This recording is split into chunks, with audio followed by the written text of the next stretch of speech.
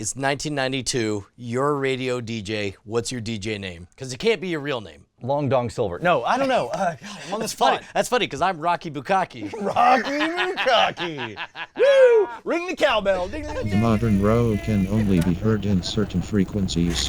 First of all, the ability to transmit FM transmission is not very complicated. Pretty much anyone can do an FM or an AM broadcast, right? Right, but I never could grasp exactly how far the signal was going. Some people say that there's a 1-to-1 ratio of wattage per mile that you can hear the transmission. But most people seem to agree that it's not even a good rule of thumb. That doesn't factor in competing transmissions, that doesn't factor in the antenna placement. There's a million other factors, including freaking sunspots. There's a reason that you can hear AM radio so much farther at night versus the daytime. It's because you're not competing with the signals from the freaking sun. So if you want to broadcast where everyone can hear it, you gotta have a lot of money and a license from the FCC.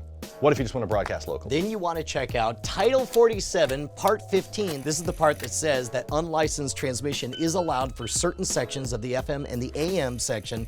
The AM transmission is determined by the power of the station. For FM, it has to be between 88 and 108 megahertz. It talks about the field strength outside of the antenna, is that right? That's how I understand it.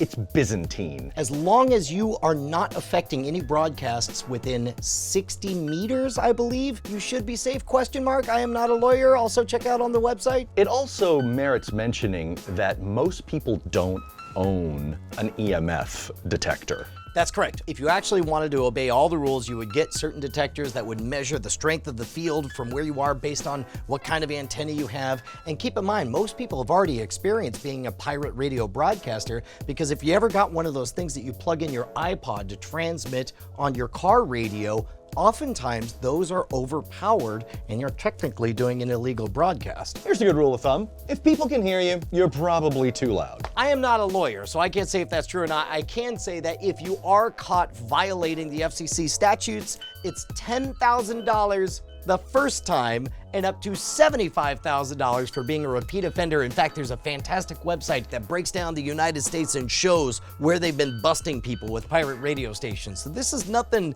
to be trifled with. One of the big things that they look for is if you are overriding or interfering with someone who actually has a license. Correct. If you are going to do this above board, you should go to radio-locator.com. Punch in your zip code. It'll tell you what the least used parts of the spectrum is in your area. This way you can make the loudest noise in the smallest area using the least amount of power, which is important to stay compliant with the law. Here in my area, the best channel is 87.9 FM. Do you know what's wrong with that? It's outside of the range. That's right. That we were told you could use. So we'll have to go with one of the next best channels. In this case, 91.5 looks good. Okay, what equipment do we need and how do we get it? Again, we are not encouraging anybody to do anything, but a simple search on the internet showed me 1 watt to 5 watt transmitters in the FM band for like $60. 1 watt to 5 watt, anywhere in there?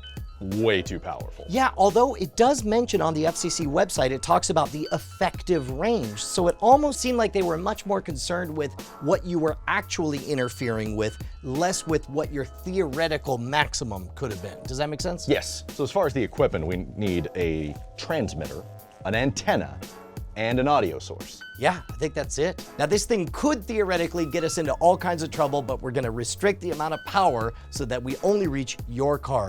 I want to be a radio DJ for you and only you. Oh, that's what I've always wanted, great. To be clear, we are not stupid enough to document our illegal activities and post them on the internet. This is why right? we're doing everything above board. I'm asking you, Brian, right?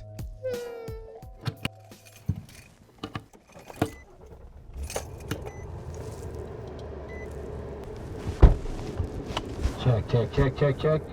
All right, we're at the far end of Brian's neighborhood, and we're gonna drive until we hear the signal and whatever delightful broadcasting he's got planned for us.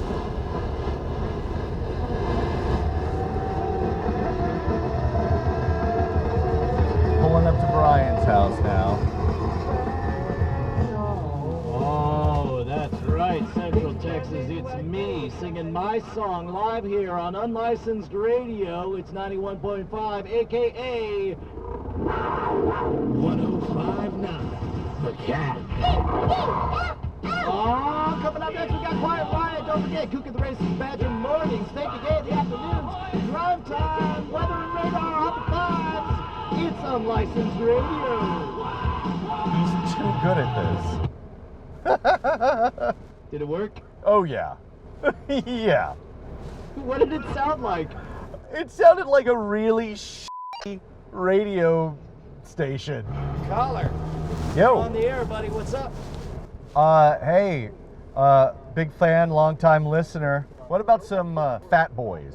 Oh, the Fat Boys? The Fat Boys. Here you go, buddy. Oh my God. My special request from Jason Murphy. It's the Fat Boys. I'm very pleased. I thought I would die before I heard that song again. Okay, that's good. I'm gonna turn this off now. Okay, all right. Bye.